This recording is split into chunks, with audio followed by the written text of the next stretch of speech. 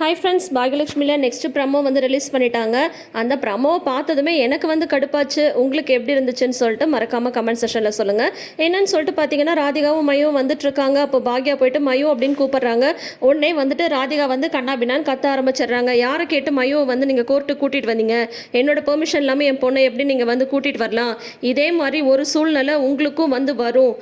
காலம் வந்து ஒரே மாதிரி வந்து போயிடாது.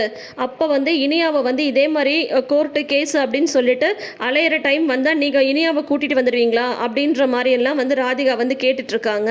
இப்போ வந்து பார்த்தீங்கன்னா எனக்கு ஒரு விஷயம் புரியல. அப்போ வந்து நீங்கள் தப்பான ஒரு கேஸ் போட்டது, ஒரு வயசானவங்களை ஜெயிலில் அடித்ததெல்லாம் ஒன்றும் தப்பாகவே தெரியவே இல்லை. மையோ மூலியமாவது உண்மை வந்ததே அப்படின்னு சொல்லிட்டு நினைக்காம இது வரைக்கும் நம்ம ஆல்ரெடி வீடியோவில் சொன்ன மாதிரி மன்னிப்பு அப்படின்ற ஒரு வார்த்தை கூட இன்னும் அவங்க ஈஸ்வரிட்ட இருந்து சொல்ல. ஆனால் திரும்ப திரும்ப மையோவை வந்து கோர்ட்டுக்கு கூட்டிகிட்டு வந்ததை பற்றியே சொல்லி சொல்லி பாக்யாவை வந்து ராதிகா வந்து லாக் பண்ணிட்டு இருக்காங்க.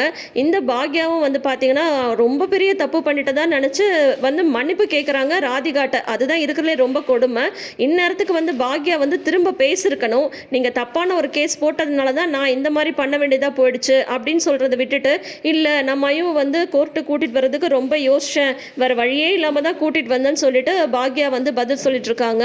இதெல்லாம் ஒரு ப்ரமோன்னு சொல்லிட்டு ரிலீஸ் பண்ணியிருக்காங்க. இதை பார்த்ததுமே கண்டிப்பாக எனக்கு வந்து கடுப்பு தான் ஆச்சு. இனிமேவாவது பாக்யாவோட கேரக்டரை கொஞ்சம் போல்டாக காட்டக்கூடாதா? இன்னும் ராதிகா வந்து சொல்கிறாங்க, எனக்கு ஒரு நேரம் வரும், அப்போ வந்து நான் திருப்பி அடிப்பேன் அப்படின்ற மாதிரி வந்து சொல்லிட்டு போகிறாங்க. முடியலைங்க எங்களால். என்னதான் நடக்க போகுதுன்னு சொல்லிட்டு வெயிட் பண்ணி பார்க்கலாம். ஸோ தொடர்ந்து வீடியோஸ்க்கு நம்ம சேனலை இப்போயே சப்ஸ்கிரைப் பண்ணிக்கோங்க. நோட்டிஃபிகேஷன் பெல் ஐக்கானில் ஆல் சிம்பிள் கிளிக் பண்ணிக்கோங்க. இந்த ப்ரமோவை பற்றி நீங்கள் என்ன நினைக்கிறீங்கன்றதை மறக்காமல் கமெண்ட் செஷனில் சொல்லுங்கள். தேங்க்யூ.